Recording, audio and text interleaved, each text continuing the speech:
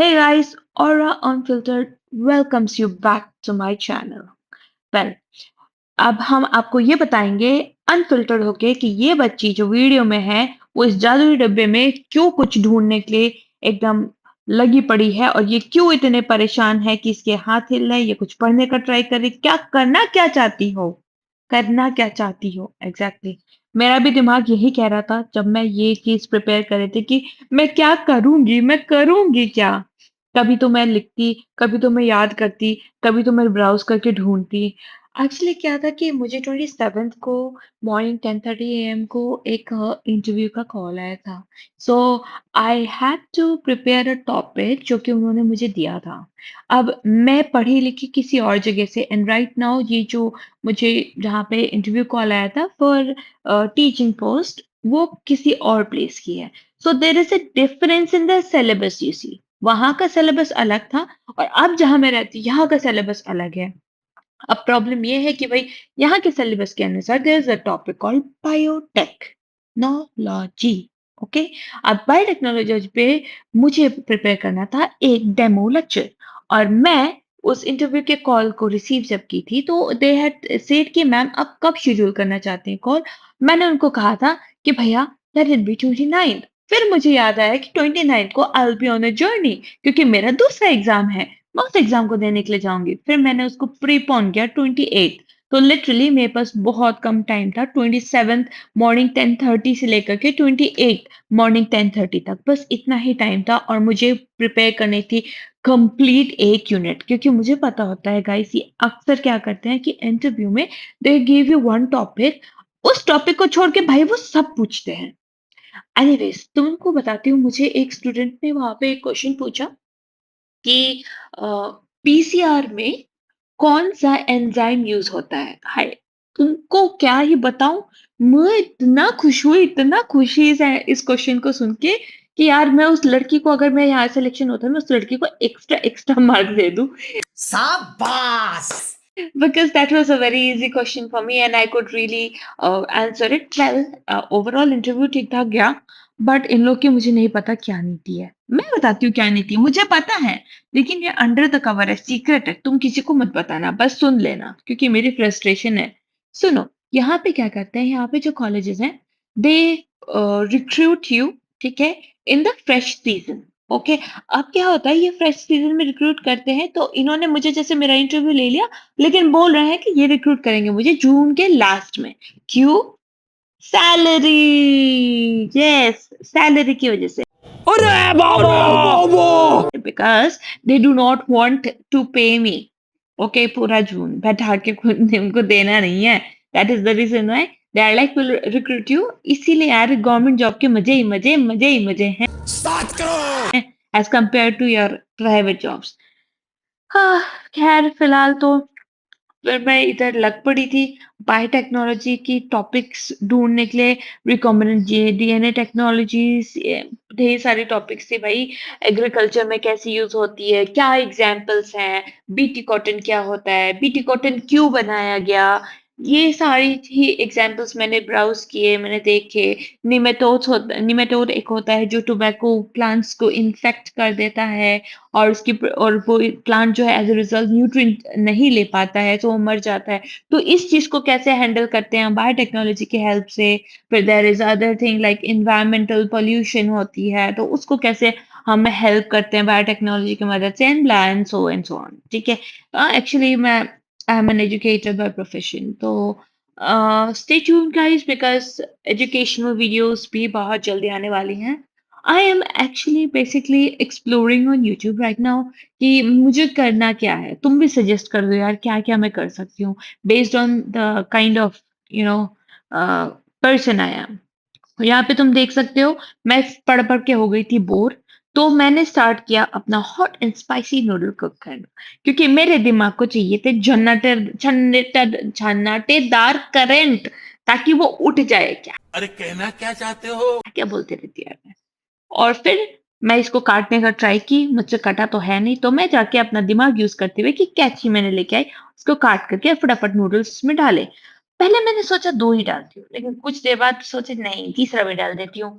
तो मैंने 3 नूडल्स इसमें डाले। खाती हूँ यार, खाती हूँ। नहीं, मैंने अकेले नहीं खाया है। My partner was there with me. हम दोनों ने मिल के खत्म की इस पर्टिकुलर नूडल्स को और यहाँ पे फिर मैं उसका मसालास मिक्स करते हुए गाइस तुमने ये टेस्ट किया? क्या तुम लोग को इसकी जो मिर्ची का लेवल है, क्या तुम लोग को वो हाई लगता है, मीडियम लगता है, लो लगता है? Please do comment okay? मुझे बताना अगर तुम यहाँ तक देख चुके हो वीडियो तो।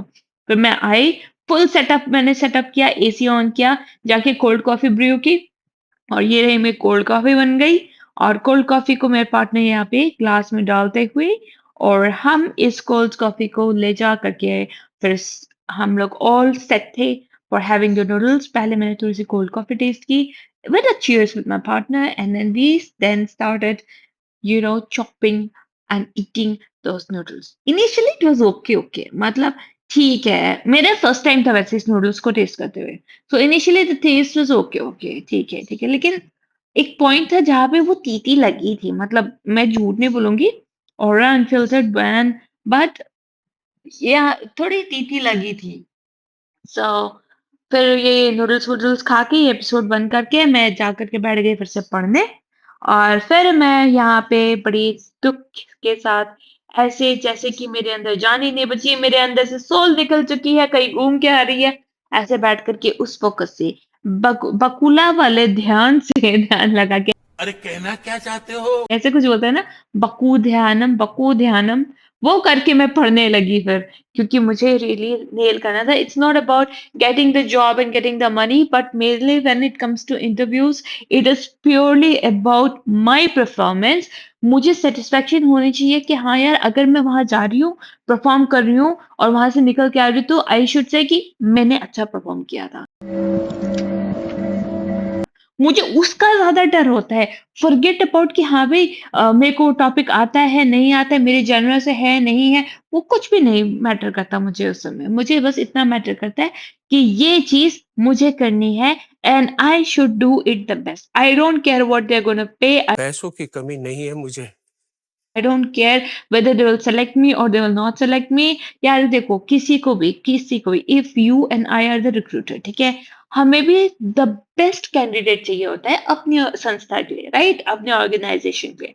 सो of course we will also go for looking for the best candidate possible and if somebody performs better than me तो यार अगर वो पर्सन डिजर्व करता है तो of course I will respect the fact that that person should be in the place but I never want that मैं कभी ये कह करके डाउन हूँ कि मैंने अपनी तरफ से 100% नहीं दिया और मैंने अच्छा परफॉर्म नहीं किया इसलिए उस पर्सन को मिल गया others I have more potential than that person. I am not saying कि किसी और के पास मेरे से ज्यादा पोटेंशियल नहीं हो सकता है लेकिन I just want to perform to the best of my potential. ये मेरा चीज होता है अगर वो नहीं होता ना I am telling you guys मेरा ऐसा दिमाग में ऐसा शॉर्ट सर्किट होते हैं। तुम्हारे साथ भी ऐसा होता है क्या? Tell me what are your experiences when comes to interview या फिर if you would want to have any tips regarding interviews from me because I have faced a few and क्या तुम एजुकेशन बैकग्राउंड से हो? अगर तुमको as a teacher अपने आप को प्रोजेक्ट करना है assistant professor because I am of course rooting for this assistant professor तो अभी तुमको अगर उस डायरेक्शन में कुछ भी चाहिए एनी डाउट्स एनीथिंग या फिर तुम अगर चाहते हो कि मैं कोई ऐसा कोई टॉपिक है जो तुमको समझ में नहीं आ रहा है जिस पर मैं वीडियो बनाऊं और तुम्हारी हेल्प कर सकूं I will be more than happy to do that for you guys because उस प्रोसेस में मैं भी लर्न करूंगी। So please feel free to comment in the comments whatever topics you want me to teach you any topic I will be happy to help you out with it।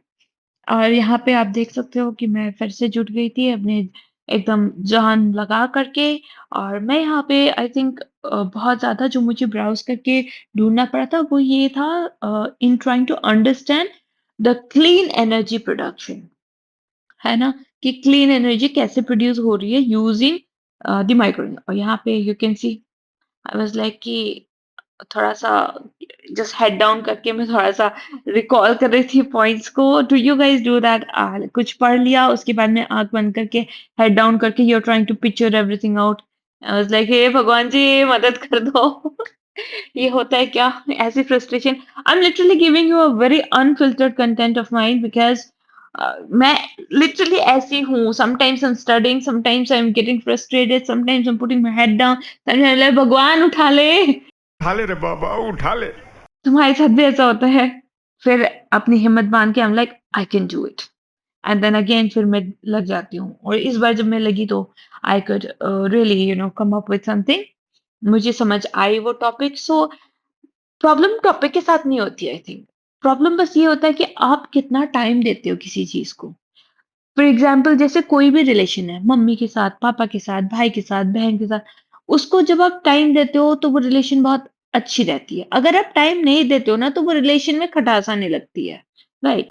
बात तो सही है। वैसे ही ये टॉपिक्स भी होती हैं। अगर हम इन टॉपिक्स को खाली ऐसे एक आई देख कर के फिर हट जाएँ, तो यार वो ना फिर बिटर होती हैं। मतलब वो अपने दिमाग में नहीं बैठती है, वो भी मुँह फुला लेती है।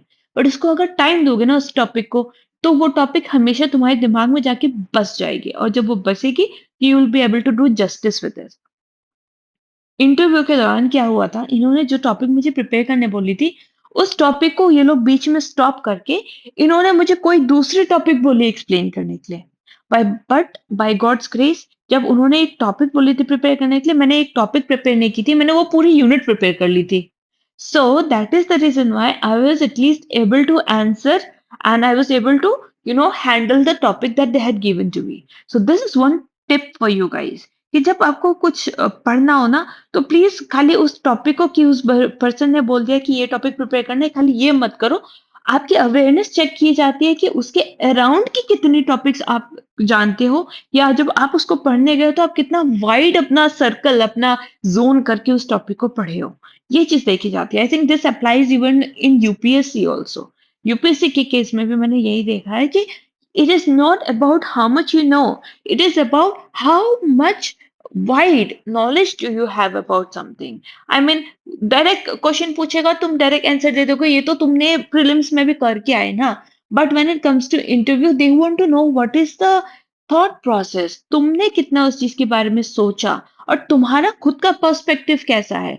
क्या वो पर्सपेक्टिव उनके पर्सपेक्टिव से मैच करता है? समटाइम्स इंटरव्यूअर्स के पर्सपेक्टिव से तुम्हारा पर्सपेक्टिव ना ये इतना सूट करके मैच करता है ना दैट वही के वही ऐसा हो जाता है कि भाई यही कैंडिडेट है। It's like that. So we should think about things in wider perspective so that when an interviewer is sitting in front of us, our perspective somehow or the other matches with theirs, and then we become their favorite employee or favorite candidate, right? Or there is also very important thing that whenever you're studying, please keep yourself hydrated. पानी पीते रहना चाहिए।